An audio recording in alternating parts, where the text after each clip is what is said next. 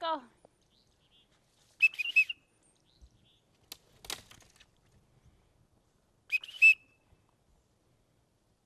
Come on.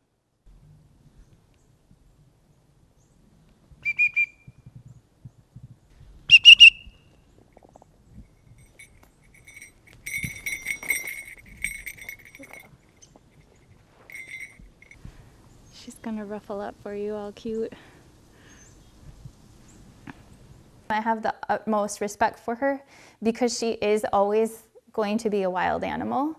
So I also have to kind of know that she's going to do things that are a little bit unpredictable at times. And I have to respect that. And then I'll throw her out. Yeah, it's all the way frozen. You don't got to worry about open water.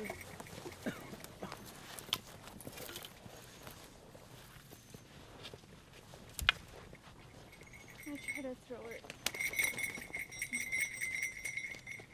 That's okay. Come on. I don't know, she's looking over there.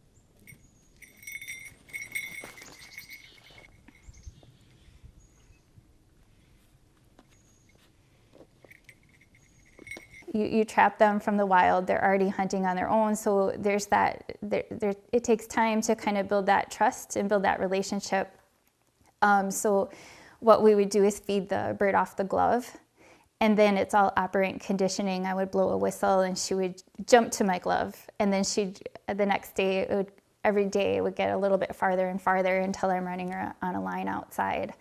And then you just build that trust, and then you eventually will free fly them and they come back to you. And every time I take her hunting, she has the opportunity to go into the wild and not come back to me. It's her choosing to come back to me.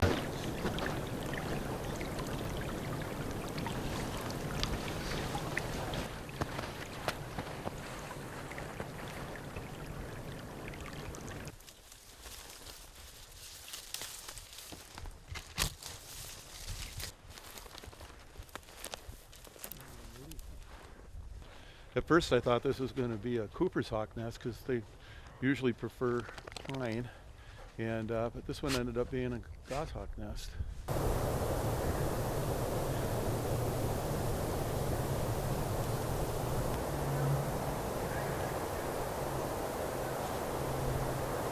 Falconry was my ultimate form, because it was I shouldn't put it in the past tense. It is, you know, part of who I am. It's part of where I live. It's my home. It's my passion.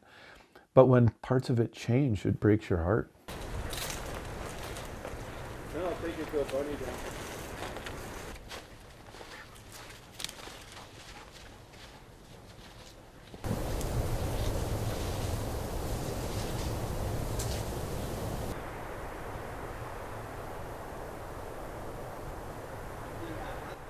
The hair numbers are extremely low. I mean, extremely low. And I come through here where there still should be suitable habitat, and the numbers are still extremely low. So it's not just that habitat change that's happened in the last 50 years in northern Wisconsin. It's now also been the amount of time snow cover remains on the ground. And so there you have December, you're white on a brown background. You're still white, and there's no snow in March at all. And last year was an example of a catastrophic year for snowshoe hares, because there was just no place for them to hide, even in what would be considered a snow belt area like we're sitting in now.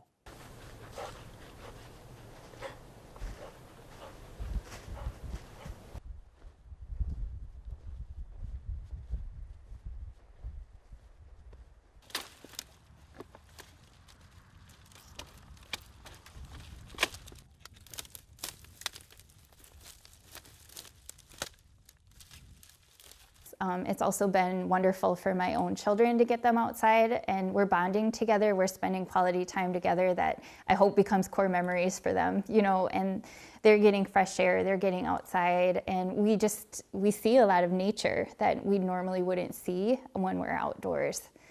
doing these kind of things. So it's really important for me just to get them outside and have them experience these different types of things. When she does get her rabbit, I do feed the hawk the rabbit, but we also will eat some of the rabbit for our meals.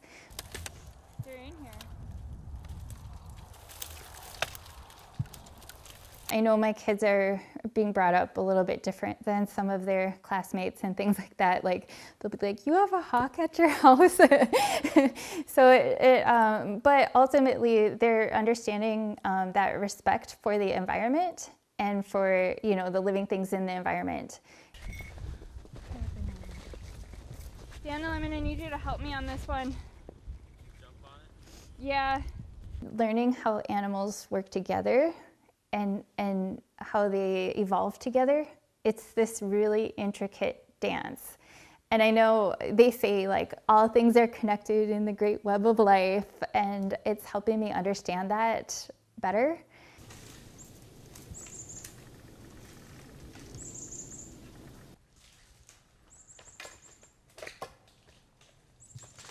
There's that element of them being wild and keeping them, you know, wild. And I have it in my mind that it's temporary. So I mentally will prepare myself from the beginning. But if I was a hawk, I wouldn't want to be in an enclosure, you know, for the remainder of my life. I would want to be free to fly. I mean, just seeing them soar in the sky these last couple days, like you can see like how happy they are when that wind is under their feathers and they're just soaring.